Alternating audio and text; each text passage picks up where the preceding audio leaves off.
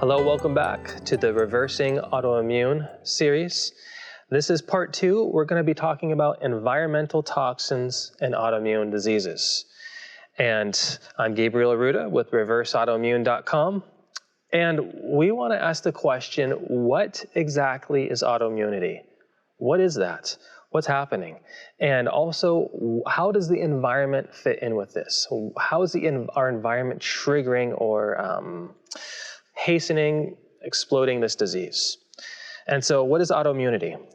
If I could just describe it really succinctly, really easily, I would say an autoimmune disease is civil war in your body. An autoimmune disease is civil war in the body. It's the body's own immune system attacking its own healthy tissues and cells. That's what's happening with an autoimmune disease. And based on what part of the body your immune system is attacking, that determines what kind of an autoimmune disease you get, what they call it. So for instance, Addison's disease, that's attacking the adrenal glands.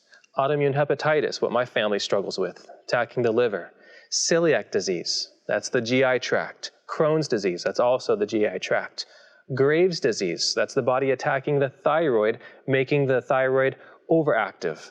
Hashimoto's thyroiditis, that's also attacking the thyroid, but then making the thyroid underactive. Guillain-Barré syndrome, that's the central nervous system coming under attack. Multiple sclerosis, also the central nervous system. Type 1 diabetes, the body attacking the pancreas. Ulcerative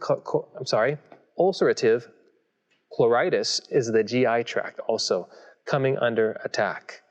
And there are autoimmune diseases that they call systemic, which means that the whole system is being influenced. So multiple tissues, multiple parts of the body being affected, multiple organs being affected by the disease. One of those, probably one of the most well-known ones, is systemic lupus, also called SLE. That's when the skin, the joints, the kidneys, the heart, the brain, red blood cells, as well as other parts of the body can be affected. Rheumatoid arthritis, that's actually probably one of the most prominent autoimmune diseases. I think that's actually number 1 in terms of population. Joints, less commonly, the lungs are affected. Also the skin can be affected. Scleroderma, skin, intestines, sometimes lungs. Sjogren's disease, that's also the salivary glands, that's tear glands, that's joints. And so these are systemic ones where multiple parts of the body are affected. Now, who thinks that sounds normal? Anyone think that sounds normal? The body attacking its own GI tract, the body attacking its own liver, pancreas? No, it doesn't sound normal, right? That's abnormal. Why would my body say, I'm going to start killing myself? I think I'm going to start attacking my GI tract. I think I'm going to start attacking my joints. I think I'm going to start attacking the myelin sheath around my nerves. Why would the body just up and start attacking itself? It doesn't make sense. Do you think this is what the psalmist meant when he described that we were fearfully and wonderfully made? I don't think so. This is a very, very strange thing that's going on. The body attacking its own healthy tissues and cells. Well, you see, our bodies have been really, really blessed with an immune system. And the immune system is very smart. The immune system is very effective. And it's designed to protect us from bacteria, from viruses, from pathogens, and just other toxic substances that, by the way, we're being continually exposed to. And the immune system is designed to protect us on a perpetual basis. And it does a very, very good job of that if we don't get in its way. The immune system does a fantastic job if we don't get in its way. However, we can weaken our immune system. We can hurt our immune system by violating laws of health. Organs and systems will shut down. They'll not function properly if the immune system is not working right. Now, you know, when some people say they're sick, it's kind of obvious, right? They don't eat right. They don't exercise. They don't get good sleep. You know, it's not really a surprise to people. You know, perhaps some of us were wondering when it was going to happen. So for some people, it's obvious. But maybe you were like me. Maybe you're in my situation where you're thinking, but I'm healthy. When I was finally recognized my situation, when I finally realized that I was suffering with the same disease that my mother and grandmother suffered with, I had been vegan 6 years.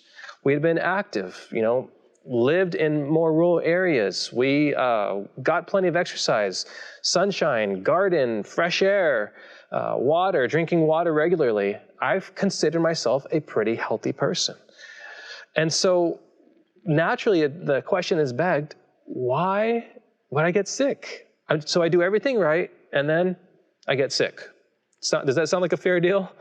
But that's happening to a lot of people. That is the exact situation with a lot of people that are coming down with autoimmune diseases. Why? Why is that?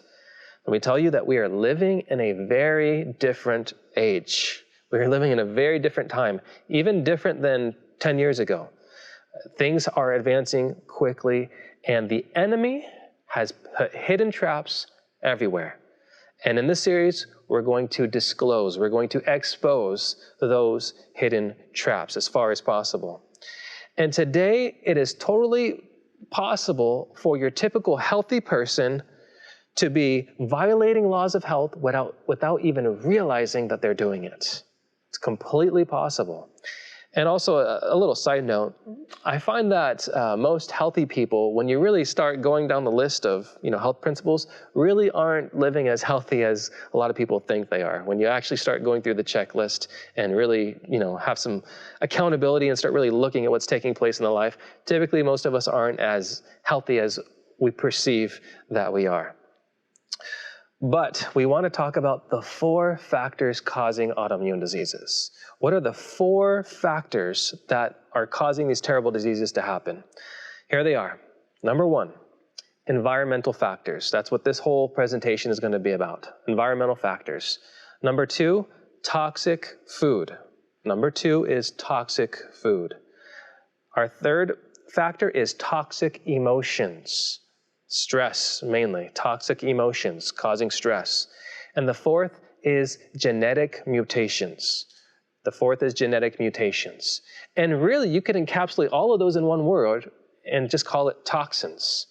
Toxic environment, toxic food, toxic emotions, and then genetic mutations, really the results of our ancestors' toxins. That's really all in one swoop, toxins. It's just a matter of what shape are the toxins coming to us in. So why have autoimmune diseases just exploded out of nowhere? Like I mentioned, we are living in a very different age. And we are dealing with things in this age that we haven't had to deal with, at least not on this level, for any other age in Earth's history. None. The environment. We have never been in an environment that is so hostile to life. The water is polluted. We have pollution in the air. We have depleted soils. We have chemicals everywhere. We are surrounded constantly by chemicals. Also, life is tremendously stressful. We have very stressful lives. Gallup polls have been around for a long time, and that's really great because they can compare and contrast polls from a long time ago to recent polls. Well, Gallup did a poll back in the 1940s, figuring out how much sleep the average adult got. And Gallup polls found, when they contrasted those statistics with the statistics today, that we are sleeping far less today than adults were in the 1940s. 40% of American adults get less than 7 hours of sleep regularly. Less than 7 hours. That's almost half the adults in the country. Close to half get less than 7 hours. I'm not including that statistic because if I did that, I wouldn't be here right now. I cannot function on less than 7 hours of sleep. I just need a lot more than that. I think it's my fast metabolism or something. Also, we are more available to work than we ever have been in any generation. If you were driving away from the office in the 80s, guess what? You were done with work. Maybe when you got home, you might get a phone call from the boss. But now, the boss, he could call you on the way from home. You're still in the car. He could text you. He's got your cell phone number. He could get a hold of you. We're more available now. You get texted on the weekends. We got email. There's more ways to get a hold of you to keep you working. Not just that, we are in more debt as a country and as a people than ever. We are hunkered down in debt, and debt is stressful. Debt causes stress. Also, we are more chemically dependent than ever. whether it be legal or illegal drugs. We're more chemically dependent, and also we're more chronically sick. We are a degenerate age. We are in the sickest age that we have ever seen. And not just that, our genes are more mutated than any other generation.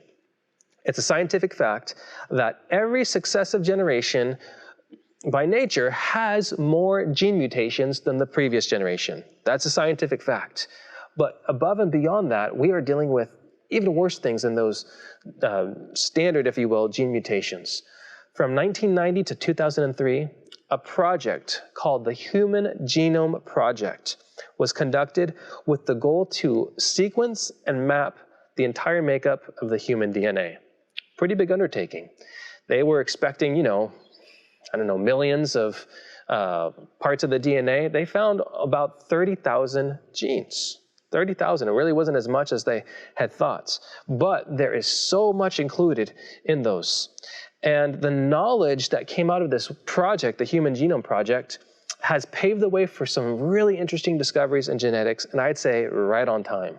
Because one thing that is disclosed is that there are very common genetic mutations that are occurring in our society. And these genetic mutations that they've discovered have a big negative impact on our neurological system and our immune system. Now that's significant. What's an autoimmune disease? Essentially, it's a malfunctioning of the neurological system and the immune system. So these gene mutations do play a role. We're living in a very different age. On average, the average healthy, if you will, doesn't really work anymore. You need to understand the new threats. You need to understand the new dangers that have developed in our society. And I find that health is always progressing. We can't really just stay comfortable at one place. We have to always keep moving with the progressive information. But I'm very grateful to God that information has emerged to help us to understand and to meet these new dangers. And so the beautiful news is you don't have to be a victim of your society. Isn't that wonderful news? It's awesome. You don't have to be a victim of your society. You don't have to be a victim of big business. And you don't even have to be a victim of your genetics, by the way. We're going to talk more about that towards the end. And so we're going to spend these next several presentations covering the 4 factors that are causing autoimmune diseases. And so let's deal with the first one. Let's go right into the first one, environmental toxins. Could it be that our polluted environment is playing a huge part of this autoimmune disease epidemic? Well, let's look at what the research is saying. We're going to go through several research quotes. Here's the Mayo Clinic. They say, it's likely that lupus results from a combination of your genetics and your environment. It appears that people with an inherited predisposition for lupus may develop the disease when they come into contact, notice, with something in the environment that can trigger lupus. Also the Mayo Clinic again. Type 1 diabetes is thought to be caused by a combination of genetic susceptibility and environmental factors, though exactly what many of those factors are is still unclear. Now, this is from the CDC. Notice what the CDC says, the Center for Disease and Control. What are the risk factors for RA?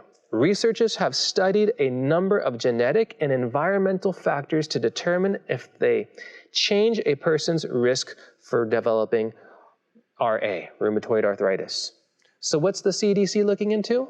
They're looking into environments and they're looking into genetics. Why would they look into environments? Why spend millions of dollars studying something if it's not looking likely that that's where some of the source of some of the problems are coming from? Mayo Clinic, environmental factors, environmental factors. So what are the researchers saying? The researchers are saying it looks like our environment. It's really funny as you just read through the literature.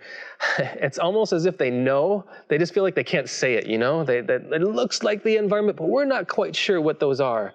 But it's possible that they might. Anyhow, well, let's just look. What environmental factors could this possibly be?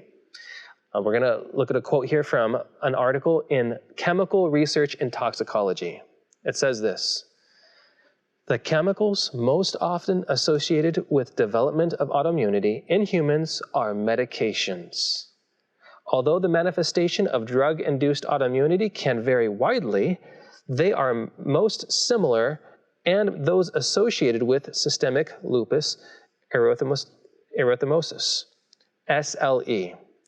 Drugs can be considered to either exacerbate a pre-existing disease or initiate disease in otherwise previously healthy individuals, with discontinuation of the drug leading to disease abatement in the latter. What's this research article saying? It says, when you look into the situation, the chemicals most associated with the development of autoimmune diseases is medications. And when you discontinue that, you see abatement or stopping of the disease. And so, as a matter of fact, there's an entire category of lupus called drug-induced lupus, DISLE, drug-induced lupus. And this is lupus for no other apparent reason than medications, than drugs, legally prescribed drugs. And here is just a few of the drug culprits. There's procainamide, and this is to treat heart arrhythmias, so irregular heart rhythms. So imagine your heart's beating irregularly, you go to the doctor, and he says, here's some of this drug, and hey, great, maybe your heart rhythms get better, but now you might get lupus. Sound like a nice deal? Sound like a nice trade? There's also hydralazine. This treats high blood pressure. So your blood pressure is high, and we'll look into some reasons why it might be high, and the doctor gives you this medication, maybe your blood pressure goes down a little bit, but now you might get lupus, drug-induced lupus.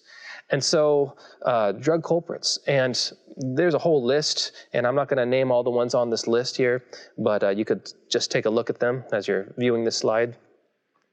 And these have been proven to mess with your DNA. Does anyone want to mess with your DNA? Anyone like to scramble your DNA with chemicals? Sound good? No? No takers? I didn't think so. So I should say this though, if you're in a life-threatening emergency, take the meds. I've had to do that. Go ahead and take the medications if you're in a life-threatening situation. But to treat chronic disease, it's one of the worst things you could do. You do not have to live on those. You don't have to use those to treat chronic illness, heart disease, cancer, diabetes, autoimmune, and it's adding to the problem. And we're going to talk more about meds when we discuss the gut and when we talk more about the gut situation. But in short, just to summarize, a little preview, you have a whole ecosystem of bacteria living in your gut, and you depend on them to survive. You depend on that gut bacteria to live. We have good gut bacteria, and there's bad gut bacteria. Most medications wipe out both indiscriminately, and some even selectively wipe out the good and leave the bad. And so this is a really big issue. When that happens, it can be devastating to your health. It's not good for your situation. So medications, let's look at some other common toxins. There's also silica, something also commonly found in society, which is associated with the development of lupus and scleroderma. Then there's asbestos, and asbestos has been linked in several studies to the development of autoimmune diseases. Where do we find asbestos? Well, if you have a house built before 1980, it's all around you. Where? In the houses? Everywhere. Old floor tiles, ceiling tiles, roof shingles, the flashing, the siding, the insulation, pipe cement, joint compounds. It's used between the pieces of sheetrock. It's everywhere in houses built before 1980, and actually even some built after, even some of the newer homes. And this has been associated to contribute to autoimmune diseases, toxins. Also, there's mold. Household mold infections can be very common. Friends, you could get real sick from mold. If you have a household mold infection, it can contribute to allergies, and it contributes to autoimmunity. As a matter of fact, I had a friend in art school who had to drop out of school. I think it was only his second or third year. And unfortunately, the apartment that he moved into when he was there going to school in the city was infected with mold. And he got sick and he couldn't go to classes anymore. It ruined his education. And so he had to drop out. It could be very serious. And we have people write us at reverseautoimmune.com, and they say, I got a mold infection, and I induced these autoimmune-like symptoms. And so it could be very serious. So mold infections. What about mercury? Mercury is one of the most toxic metals out there. And it produced autoimmunity in mice studies, and there's a very strong implication of it developing autoimmunity in humans as well. Now, where are humans most likely to be exposed to mercury? How about the dentist? You know those silver fillings, amalgam fillings? Those are 50% mercury. There's no safe amount of mercury, friends. They claim it's stable, but it's really not. It's not stable. There's slow leaks. And, you know, the old ones, they need to be repaired. Just normal wear and tear. They're not stable. There's a slow leaking and there's a slow poisoning of the body that happens. We actually, my wife and I have a personal friend, a doctor as a matter of fact, who got terribly sick, deathly ill, to the point where she couldn't even write out her own checks. She was so ill. And I don't know, I can't remember how exactly she thought to do this, but she got her amalgam fillings removed and she went on a detox program and she got better super fast. Almost instantly she got better. She improved. Now, do you know what's another common source of mercury? Seafood. Seafood. I'm going to put up a slide. If you look at this picture we took, we were at the Whole Foods hot bar, and look what it says, right? There's this big plaque on the Whole Foods hot bar. Nearly all fish and seafood contain some amount of mercury. It's right there at the hot bar. So when you're eating seafood, you are, especially raw seafood, you are exposing yourself to heavy metals. Well, people might say, I only eat the wild Alaskan fish that's caught out there. Well, fish migrate from very long ways away, and they can likely have been swimming at a toxic cesspool in Japan. And so that's not necessarily a safe avenue. So fish will give you mercury exposure. Another source of mercury is the air. You know, those smokestacks, one of the more common chemicals those things are pumping out is mercury. So it's going out into the air as well. Let's talk about personal cleaning products. You know, many of the personal cleaning products, they have lots of chemicals in there that add to the toxic load of the body. And there are lots of them out there. There's different dish soaps, there's detergent, bathroom cleaners, disinfectants, air fresheners, laundry detergent, fabric softeners, and I'll put up a list. You just go through, man, it's everywhere. Shampoo, deodorant, hair gel, hairspray, makeup, perfume, cologne.